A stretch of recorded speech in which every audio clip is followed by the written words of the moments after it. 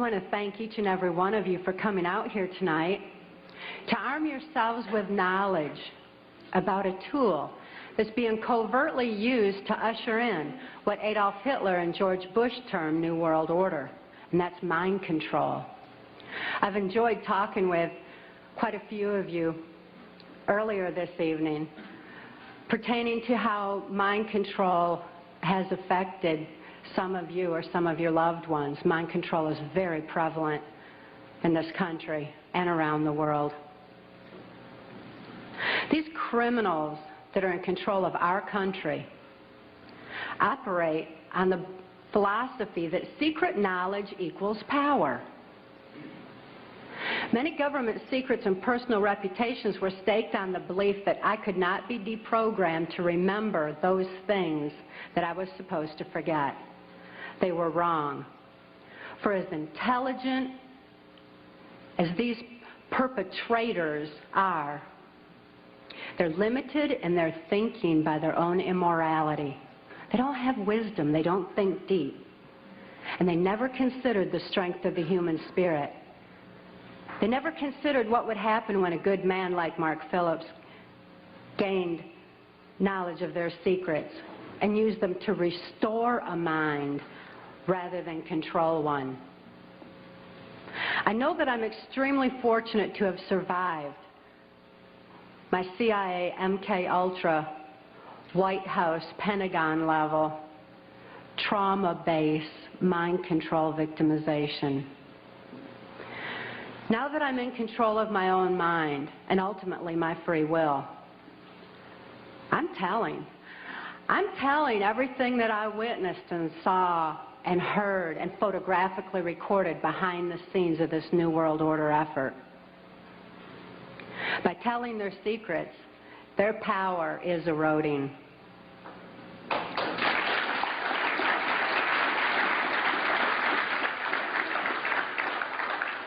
I also speak out to give voice to the many, many mind control victims and survivors out there who can't think to speak out and tell what they know and what they've endured. I speak out for the sake of my daughter, Kelly, who's now 16 years old and is a political prisoner in the custody of the state of Tennessee, where she's being denied any rehabilitation due to the political affluence of her abusers. She's counting on Mark and I to get this word out on her behalf. For Kelly's sake and for your sake, Mark and I have gone to great lengths to document the facts and the truths that are listed in our book, Transformation of America. Transformation of America is self-published, uncensored, so that you can have the facts that you have a right to know and a need to know. These truths have been covered up and kept from all of us for a long time under a blanket of so-called national security. This is the same blanket of national security that has prevented us from obtaining justice despite the extensive evidences and documentation we have. We have over 27,000 documents and evidences. Government insider testimony, medical records, more than enough evidence for any legal procedure in this country, including congressional. But this blanket of national security has stopped us from obtaining justice. It's time for truth to prevail. It's time that these truths were brought to light for the sake of humanity as we know it. I'd like to begin by defining mind control by my experience. I realized that my experience was extreme, that the extensive, total robotic, absolute mind control I endured is more limited than the kind of mind control that's proliferating in society. Mind control has kind of a sliding scale where you've got the total robotic mind control on one side, and you've got mind control that's proliferating, such as in occultism in this country, Or Global Education 2000, where children are losing their freedom of thought and their ability to critically analyze. There's so many different aspects of society that are affected by mind control in varying degrees. It's imperative that this information get out. And as I explained, my victimization, it certainly can be applied to all different facets of mind control and mind manipulation. And as Mark and I have heard so many, many times from people who have read the book and heard us speak out, that this is a thread that's tying things together. All of a sudden, this whole new world order is making sense. The erosion of constitutional values, the erosion of morality in this country, all of a sudden, it begins to make sense when we learn about mind control. I was born in 1957 in Muskegon, Michigan, to a multi-generational incest-based family. This means my father was sexually abused as a child, my mother was sexually abused as a child, and they were sexually abusing me.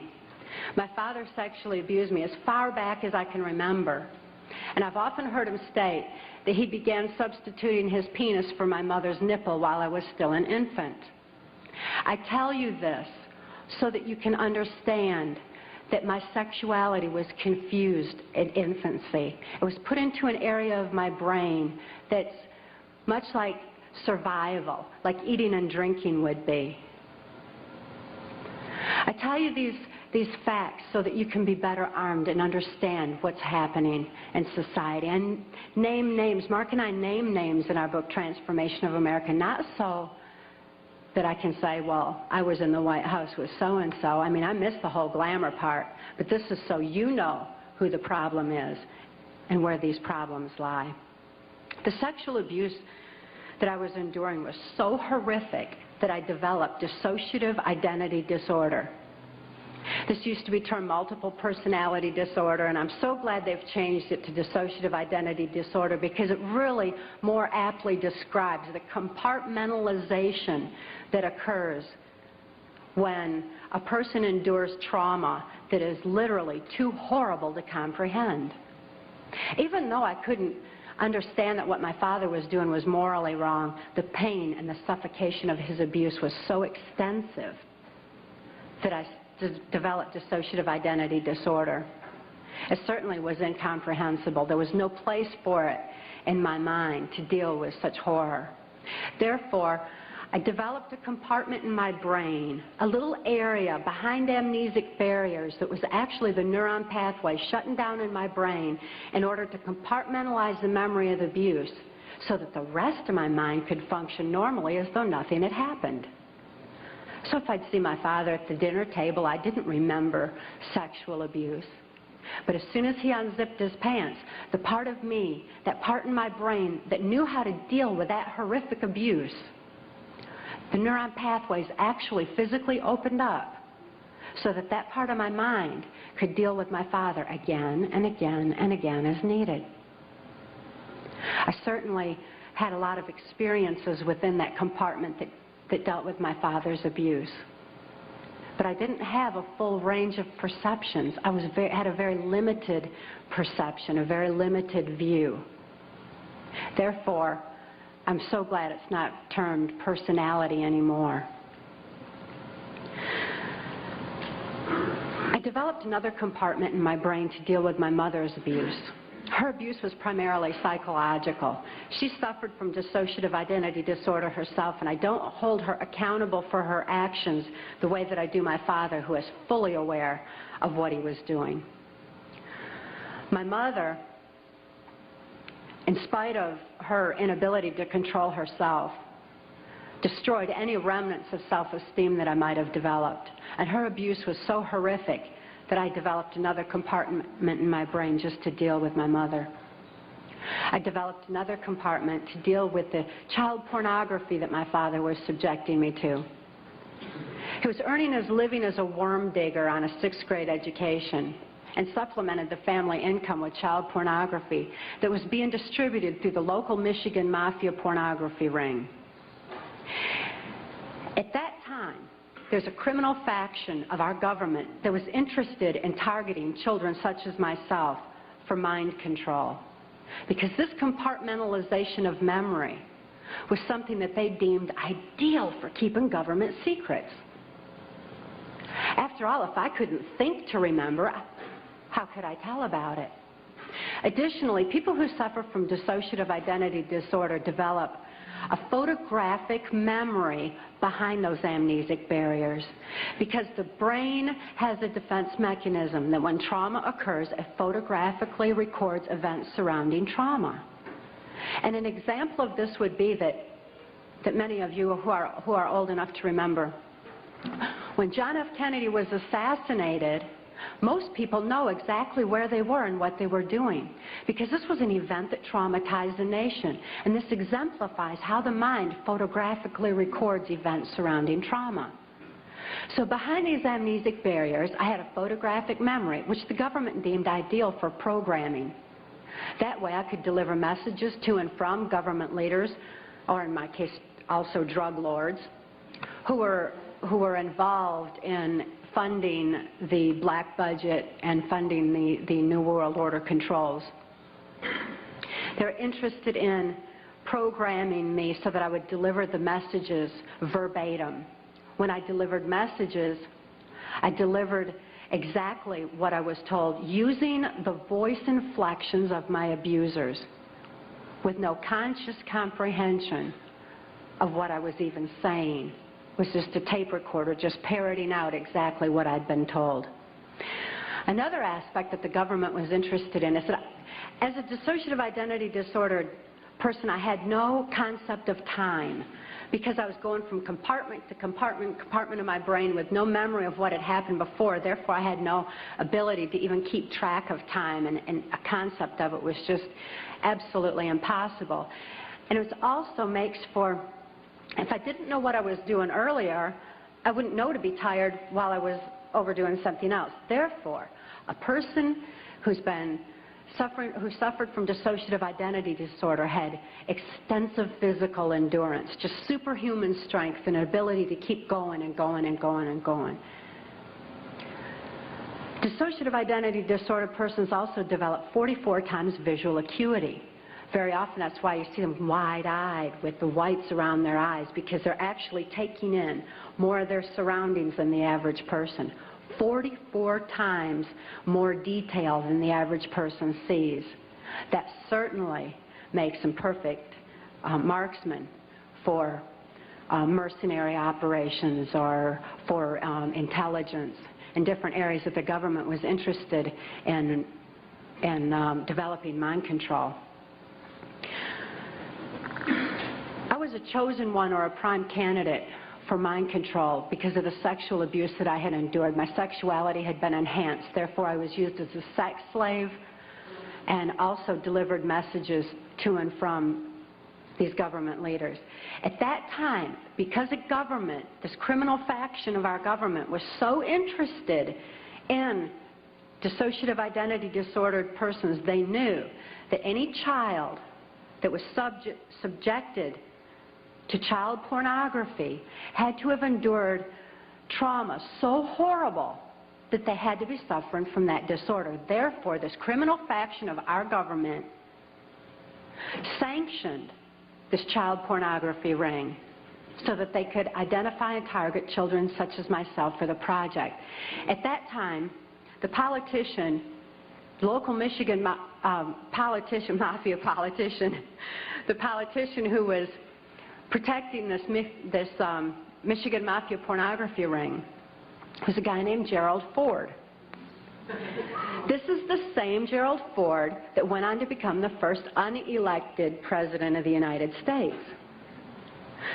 Gerald Ford, I never perceived his political affluence. I only perceived him as another abuser like my father, because Gerald Ford also sexually abused me as a child and sexually abused me right on through my mind control victimization until Mark rescued my daughter Kelly and I in 1988.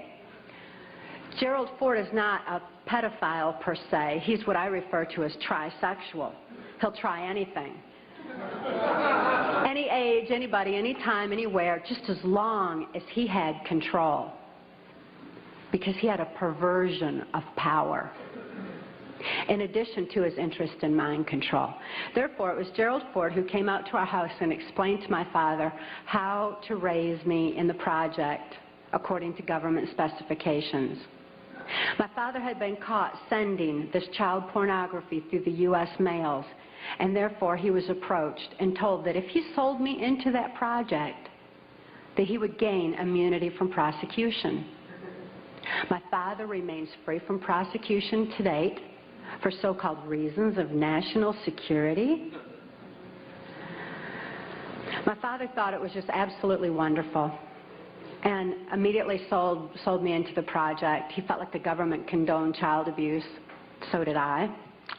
I certainly felt like the government did. And my father went on to have 5 more children to raise in the project, so there were 7 of us in all. The rest are still awaiting freedom. Once my father agreed to sell me into the project, I was taken routinely to Mackinac Island, Michigan, which is a political retreat where the Michigan governor's mansion is located. It was a bohemian grove of sorts where politicians met and discussed New World Order controls, where they discussed mind control of the masses, mind control in the school systems, how to use occultism as a trauma base. One of my sexual abusers at that time was the Prime Minister of Canada, Pierre Trudeau. Pierre Trudeau is a professed Jesuit. Now, the Jesuits are an intelligence arm of the Catholic Vatican. There's a criminal faction within these Jesuits. I'm certainly not saying all Catholics are bad, nor am I saying all CIA is bad or all politicians. There's good and bad in everything. But nevertheless, Pierre Trudeau represented this criminal faction of the Catholic Church, of the Jesuits, who believed in mind control of the masses because they wanted to be the one world church in the New World Order. The money that was being brought in through the church was funding New World Order controls. And he firmly believed in mind control. Another sexual abuser of mine was then Michigan Senator and later U.S. Congressman Guy Vanderjagt. This is the same Guy Vanderjagt that went on to head the Republican National Committee that put George Bush into the office of president. It was at Mackinac Island, Michigan, when I was 13 years old, that I was dedicated to the senator who had become my owner in this mind control project. That's U.S. Senator Robert C. Byrd. Senator Byrd is a Democrat from West Virginia. And again, as you'll notice as I reveal any names, that this doesn't have anything to do with party lines. Democrats and Republicans both are involved because it's not about party lines, it's about who's for the New World Order and who's not. Nevertheless, Senator Byrd had been in office as I've been alive. He's still in office today. He's been head of our Senate Appropriations Committee, which means he held the purse strings of our country. He decided where money would be spent. And I know from having witnessed and experienced and saw so much behind the scenes that Senator Byrd was appropriating money in directions that would allow for New World Order controls.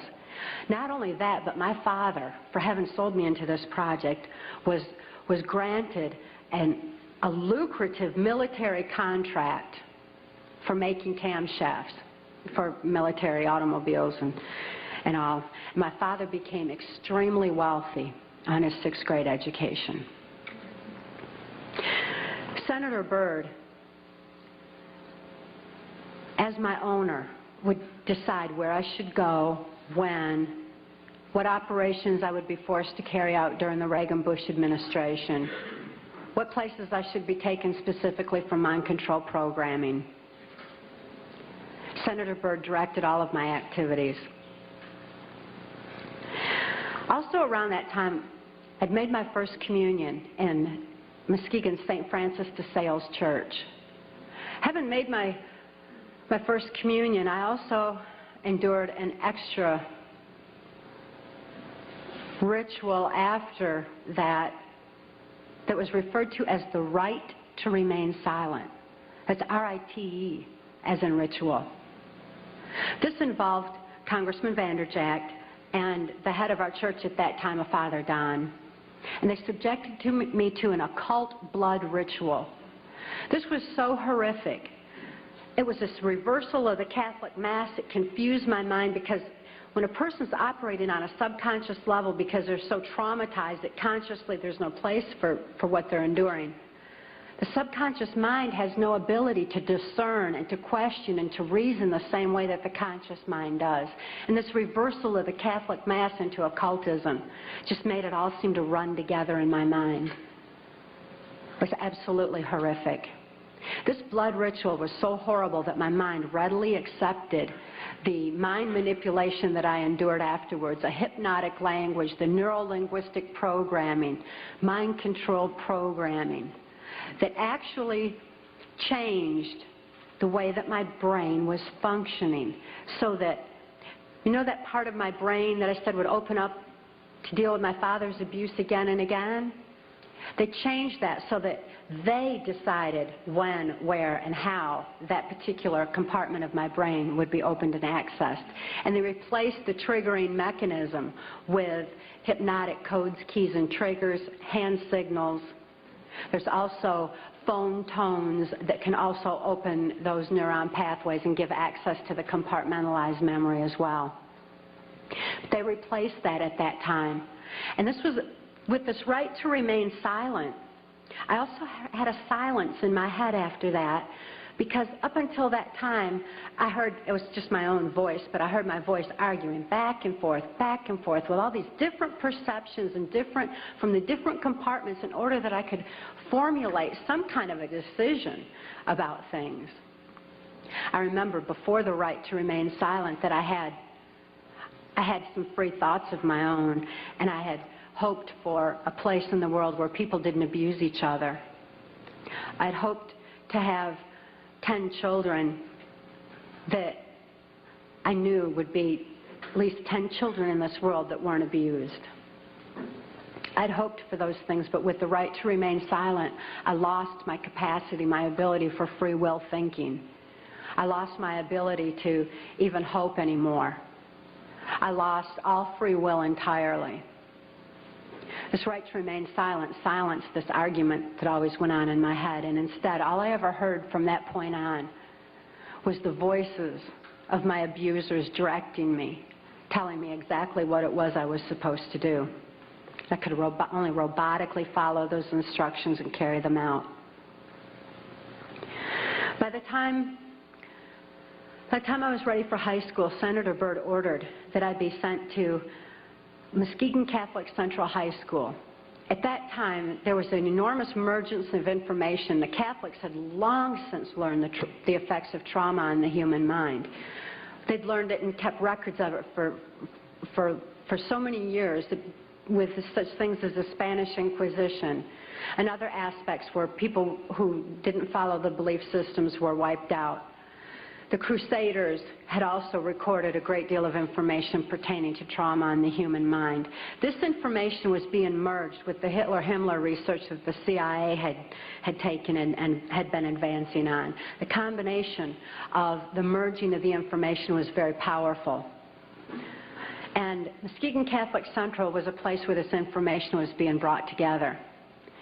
It was at Catholic Central that the very basis, the very groundwork for Global Education 2000 was being implemented. This is Goals 2000, outcome-based education. There's many different names for the program that's being implemented in our school systems. It's being forced on our children by the federal government. Global Education 2000 was designed to increase our children's learning capacity while decreasing their ability to critically analyze. That way they would just readily accept whatever they were told without any question and just take all the information in. At Catholic Central, I got straight A's. I did really good in school because I was photographically recording everything in class. I endured occult ritual in the school chapel, as did numerous other students in the school. I certainly wasn't the only one. As a matter of fact, by that time, I really thought the whole world was involved in this kind of abuse. By then, my whole environment was saturated with it. This occultism, this trauma, created the photographic recording of all that I learned in school. Of course, I had no ability to critically analyze it or to creatively use it in any way, but the information was sure in there. It was while I was at Catholic Central that Gerald Ford went into the office of president. I had been conditioned by that time to believe that I had no place to run and no place to hide. This is a phrase that's used to lock in mind control victims of varying levels. There's no place to run, no place to hide. We're watching you. I certainly felt like I had no place to run and no place to hide. Who would I turn to? I couldn't turn to my parents. I couldn't turn to my church. Couldn't turn to my school. Couldn't turn to the local politicians. And now I couldn't even turn to the President of the United States. I truly felt locked in, which is exactly what they wanted for total control of my mind. Of course, since then, I've learned otherwise, and Mark wisely taught me while I was in the deprogramming process that I did have a place to run, so right at them. And I had no need to hide. Obviously, they do, by the way. They're covering up all their acts with the national security blanket. After I graduated from high school, Senator Byrd ordered that I be transferred to Nashville, Tennessee. Nashville, Tennessee was heavily involved in mind control at that time through the country music industry, and above all, the proliferation of CIA cocaine operations within the country music industry were already in full swing. The political corruption in Tennessee was just all the way to the top. The country music industry provided a cover for mind-controlled slaves like myself to be taken around the country to the various places as designated, and also to distribute and deliver the large quantities of CIA cocaine that was coming into the country. It was my experience that the CIA's so-called war on drugs is no more than the CIA eliminating their competition as they take over the drug industry worldwide.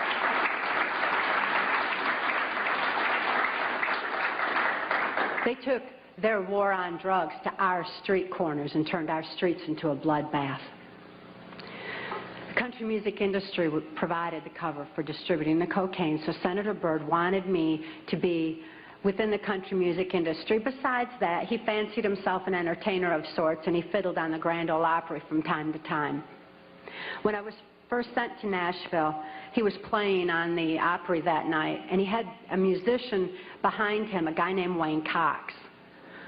Wayne Cox later told me that playing music behind Senator Byrd wasn't the only way that he backed him, but that he backed him politically as well. After the Opry that night, I endured an occult ritual again. Occultism is oftentimes used as a trauma base for mind control. Who can comprehend that kind of a trauma?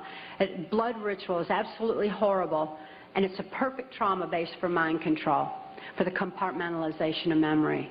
I witnessed Wayne Cox murder a railroad bum down at Nashville's Union Station. It was abandoned at that time, and there were bums around, and he shot him right between the eyes and cut off both of his hands, which was Cox's MO for murder.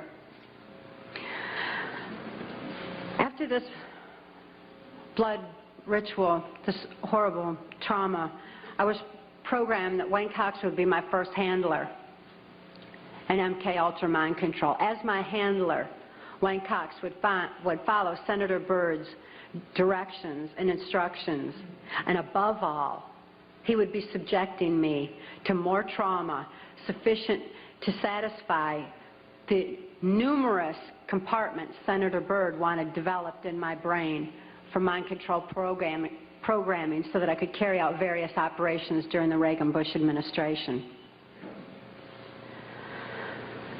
I endured numerous occult rituals after that. Wayne Cox at that time was working directly under the direction of Louisiana Senator J. Bennett Johnston, and he took me to his hometown in Chatham, Louisiana. J. Bennett Johnston at that time was heavily involved in mind control operations because he was running a band of mercenaries out of Louisiana. At that time, this band of mercenaries were going in and out of South America. There was a lot of arms deals going on. There was, and most importantly, when the airplanes would fly these guys down to South America, they would come back full of cocaine, which was being distributed on our streets. Wayne Cox was triggering these mercenaries into operation by showing them a severed hand from another one of his victims, which re-traumatized them into the occult ritual that they had already endured and accessed a specific compartment of their brain. And he told them that J. Bennett Johnston wanted them to give him a hand and carry out a certain operation. He would then give the instructions and the guys would follow him through. So J. Bennett Johnston was heavily involved. At that time, it was 1978, and it was determined that I had endured sufficient trauma to carry out my first trial run operation. An enormous quantity of cocaine had been flown in on one of these operations, and I was to deliver it into the neighboring state of Arkansas. By that time, Bill Clinton's drug operation was in full swing. He was governor of Arkansas, and I delivered this cocaine to a remote airport in Ouachita Forest, which I've since identified as Mena Airport. I also delivered a little packet of information and a small quantity of cocaine, a personal stash from J. Bennett Johnston, to Bill Clinton.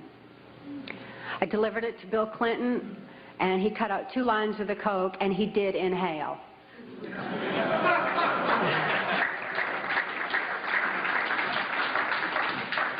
That certainly wasn't the only time I saw Bill Clinton using cocaine. My sexual experience with Bill Clinton was extremely limited, in spite of the fact that I was a sex slave. It was my experience that Bill Clinton is bisexual, leaning far more towards a homosexual end. All I've ever seen him involved in was a homosexual activity, with very limited experience with him myself. Whereas my experience was much more prevalent with Hillary Clinton, because Hillary is also bisexual, leaning more towards a homosexual end, and it was she who accessed my sex programming to fulfill her perversions.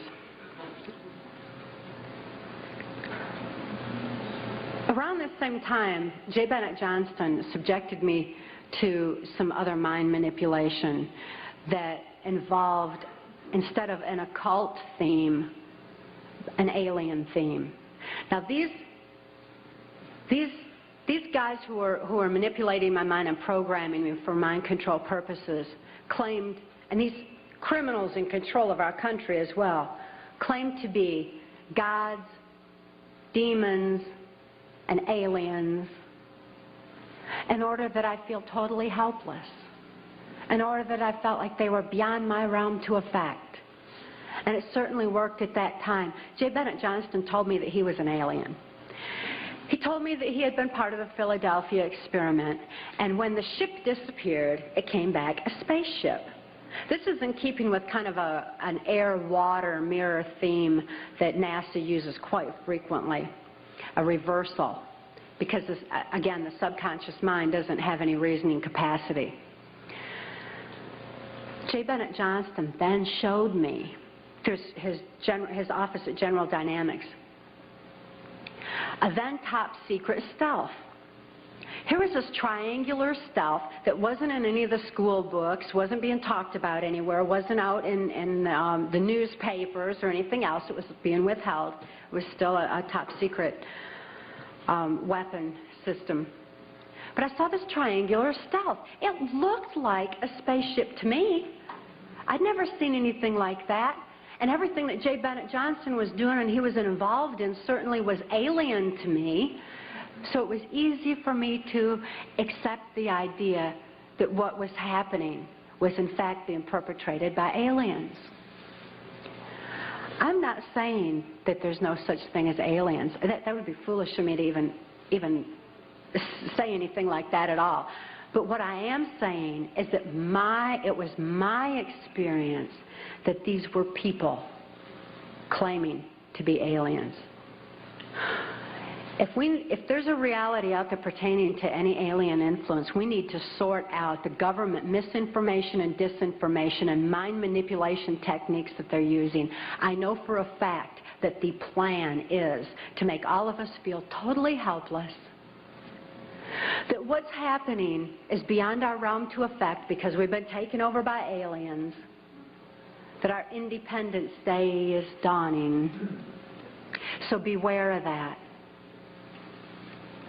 Understand that those criminals have been keeping information and technology from us under their blanket of national security. They are 25 years ahead of us at least, technologically. Can you imagine what they've got now?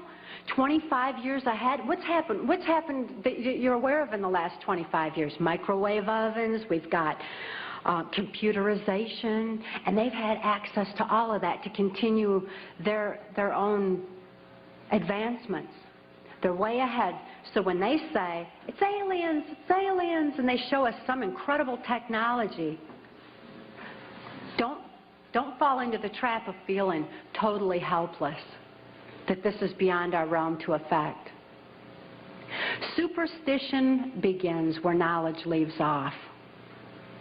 And they have been keeping knowledge from us for a long time. People have all kinds of belief systems. And I'm sure each and every one of you has various and different belief systems as well. Regardless of what your belief system is, it is imperative that you know that these criminals are people. They are within our realm to affect. They need to be held accountable for their actions and their crimes against humanity.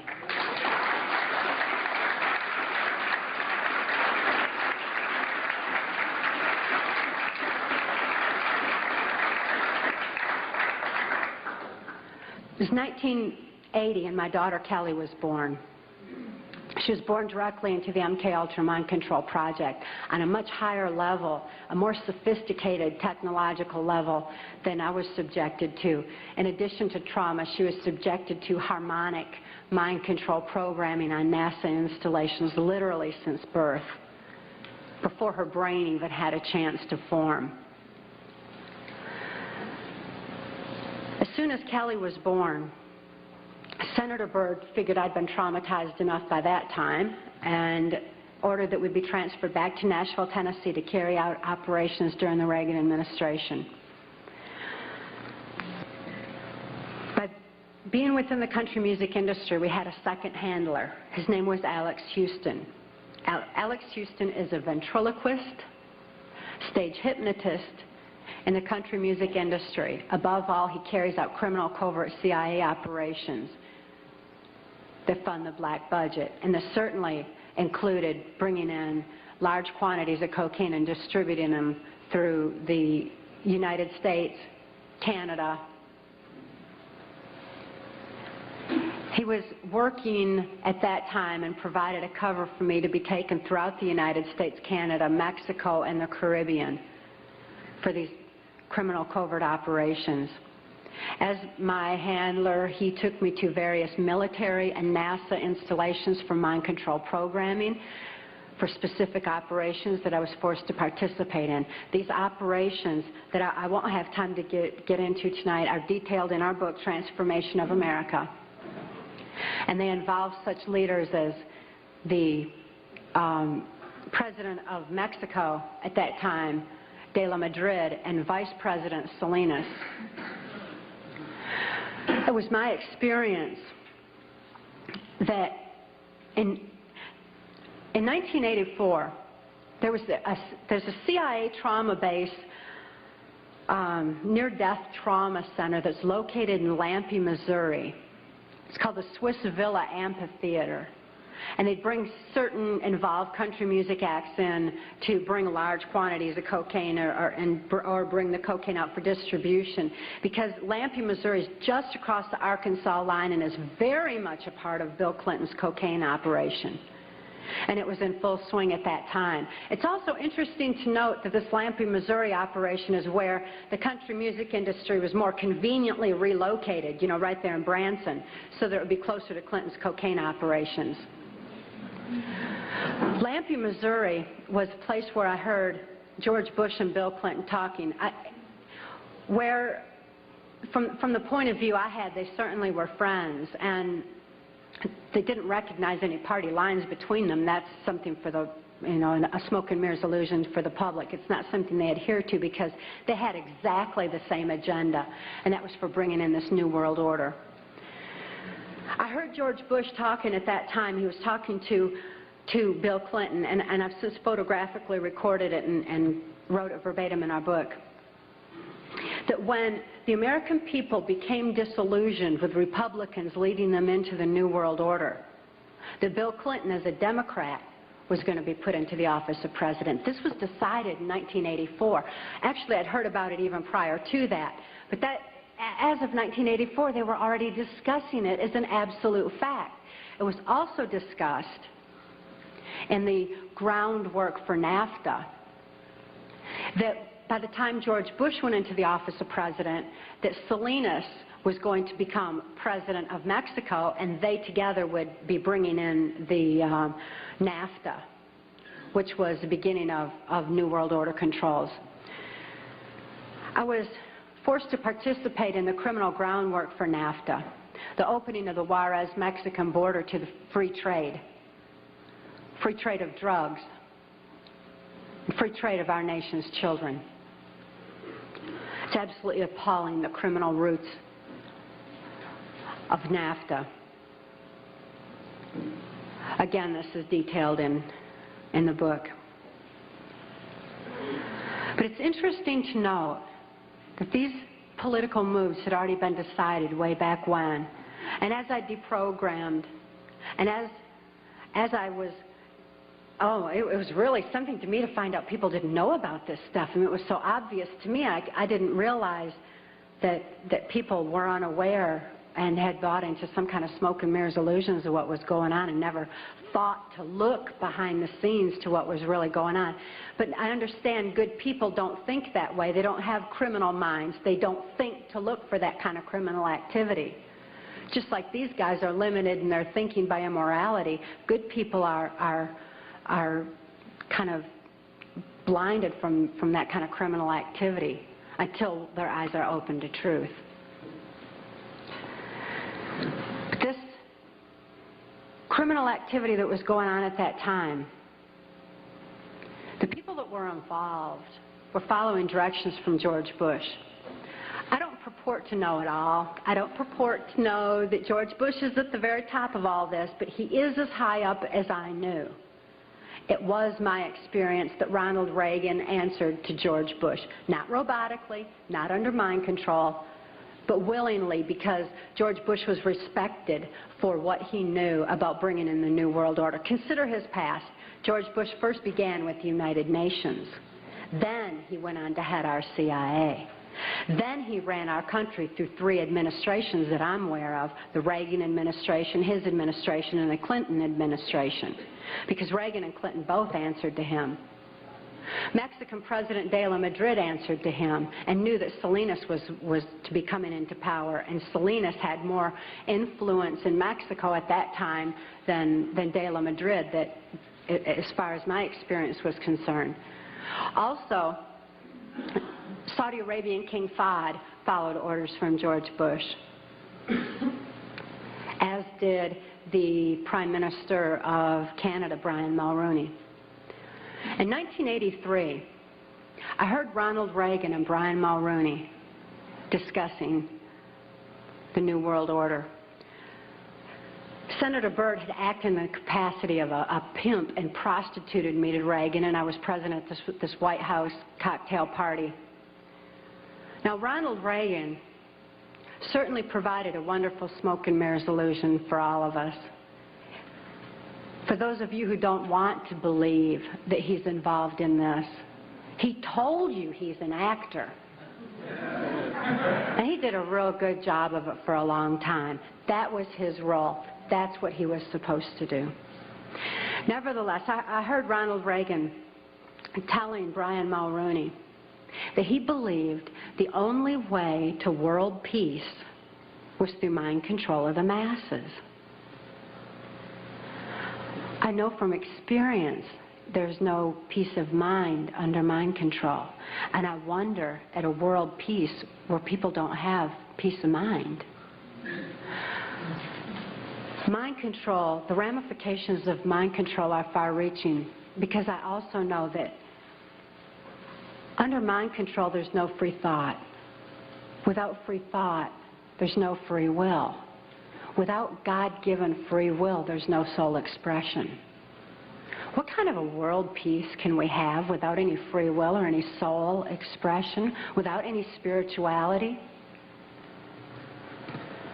Mind control needs to be exposed in order that people maintain their freedom of thought, in order that people maintain their free will and have that spiritual expression, because of spirituality, when people have soul and spirituality, they're going to be acting in a capacity of love anyway. That is where world peace is, not in mind control.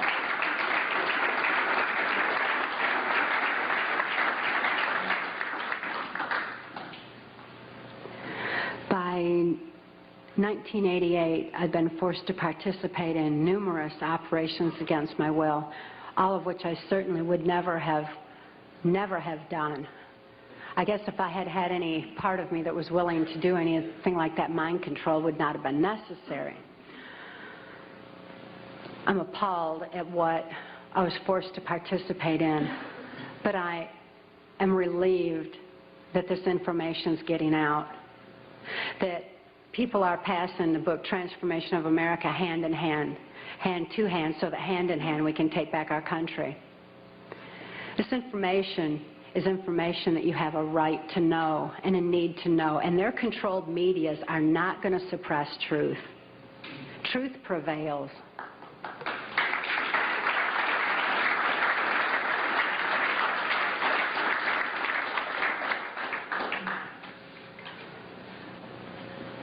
In 1988, Mark rescued my daughter Kelly and I.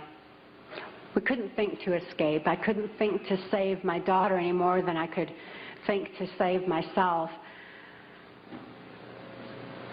And all those childhood hopes and dreams were certainly hadn't come to fruition. When Mark rescued Kelly and I, we didn't have any ability to even hope for good people. We didn't know they even existed. We didn't have a capacity to trust anyone. It wasn't within our realm of experience. I couldn't think to reason that Mark was a good guy. But I'd seen him with his animals. And even though I didn't have any ability to consciously reason, and Kelly didn't have any ability to consciously reason things out or to think things out, we had this extra sense developed. We sensed things very strongly. After all, when you consider that we use, 10% of our brain, we'd been like blasted into other parts of our brain, and these parts of our brain were real perceptive on what's considered, I suppose, psychic levels by some definition. When we had a sense for things, kind of like the animals did. And we noticed that the animals loved Mark. He had these raccoons that he'd rescued. He had 3 raccoons, and they all loved him, and they hugged him, and they wrapped their arms around his neck, and they patted on his face and kissed him. And, you know, that was really a neat thing for us to see, because we had only seen our animals abused. We lived on a farm. We had lived on a farm, and we had dogs and cats and horses and cows and guineas and chickens and all kinds of animals, all of which Alex Houston tortured or killed to keep us in line to, you know, if we didn't do this, this would happen to our pet. And we loved our animals. Please bear this in mind, that people who abuse children oftentimes abuse animals. If you see someone abusing an animal, keep your eyes open, look further, make sure those kids are safe. I've never seen an exception to this rule. Not that there's not one out there somewhere, but I've never seen an exception to it. So it was very telling to us that these animals loved Mark. Additionally, when he came in and rescued us, I mean, here we were under the gun of the CIA. Everything was very precarious, to say the least. I was 30 years old. I was supposed to be killed, as most mind-controlled slaves are at the age of 30. Besides, I was considered too old for sex by that time, so I was supposed to be wiped out. But Mark came in and rescued me from certain death and rescued my daughter from a fate much worse than death, and took the time to rescue our animals. He packed up all those cows and horses and guineas and chickens and loaded them up on these different trailers and everything and brought them to safety as well. This had a profound impact on Kelly and I. We certainly developed an ability to trust right there and then. Mark took us to the safety and serenity of Alaska. Since we were safe for the first time in our lives, experiencing love for the first time in our lives, memories of our past began flashing on our mind's screen. As these memories flashed, and I started to remember what had happened to me and to my daughter, particularly during the Reagan-Bush administration, I became enraged. I was enraged at what my daughter had been through, the tortures I'd endured, and what the plan was for humanity as a whole. I'd have been blinded by that rage, immobilized by that rage, if it weren't for Mark's wisdom in telling me that the best revenge is total recovery. Because through total recovery, by photographically recording all those events, I could expose these people for exactly what they are, for what their plans are, for what I witnessed behind the New World Order. Be able to get help for my daughter, who was in desperate need of help at that particular time. So I began writing out my memories. By writing out my memories, I used a different part of my brain than verbalizing. It bypasses emotion. Bypassing emotion was very necessary for logically making the incomprehensible comprehensible, for understanding and grasping what had happened to us and what could be done with that information. Kelly was not so fortunate. Because of the harmonic programming that she'd endured, remembering the traumas and deprogramming the program did not allow her access to all parts of her brain as it did me. She still needed some technological equipment to help her recover. She needed to actually have those neuron pathways vibrated back open with harmonic equipment. Therefore, she went into Humana Hospital in Anchorage, Alaska, in an intensive care unit. She suffered horribly at that time and responded only to some psychological intervention and not to any conventional medications. Kelly was actually suffering respiratory failure because mind control has advanced to the point where they know the ins and outs of the brain and the mind so well that they know how to program not only the subconscious, but to go into the primitive mind, the very area of our mind where blinking, breathing, and circulatory, heartbeat, all that is regulated. And they could go in there and put death programs in place. In my daughter's case, it was respiratory failure, so that in the event that she ever had cause to remember, which they never expected could happen, but in espionage, that can happen. We've heard of that, where they're brainwashed and where they have the memory accessed. So they wouldn't have to take the old cyanide pill anymore like they used to, like spies used to. Instead, they would just simply go into respiratory failure, circulatory failure, and no information would be released at all. There was no chance of the information getting out that way. Since my daughter was being raised was genetically and mind controlled, being brought up to be in espionage, she had that program in place and it went into effect. Because of the medical attention that she needed, she was she became quickly thrust into the illegal and immoral custody of the state of Tennessee, where she remains today. The violations of laws and rights that proliferated in her so-called legal case were extensive.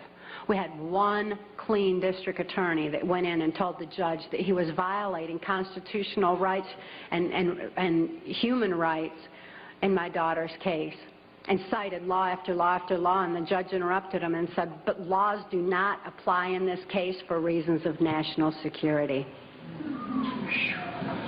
This certainly raises a question. What does national security have to do with a documented, validated, and proven rape and molestation of a child's mind and body?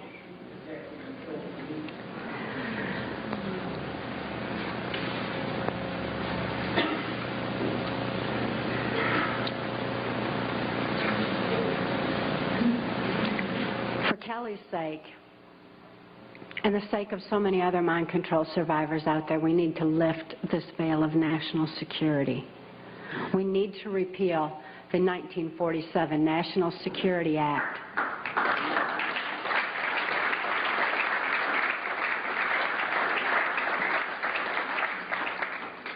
This is a national security that's threatening the security of our nation when it covers up such crimes against humanity as mind control, when it covers up the CIA's so-called war on drugs, when it covers up the selling out of our country to New World Order controls. That's a national security that has nothing to do with the security of our nation. This national security has kept information pertaining to mind control for all of you for far too long. We've got to get this information out. We've got to arm others with knowledge on mind control, because knowledge is our only defense against mind control. We need to get this information out in detail so that we can all be more effective in our particular areas of taking back our country and ultimately taking back our world, for Kelly's sake, for the sake of all the other mind control survivors and victims that I know are out there. There's many, many of them. And for the sake of humanity as we know it. It is truth that sets us free. Please help us spread the word. Thank you.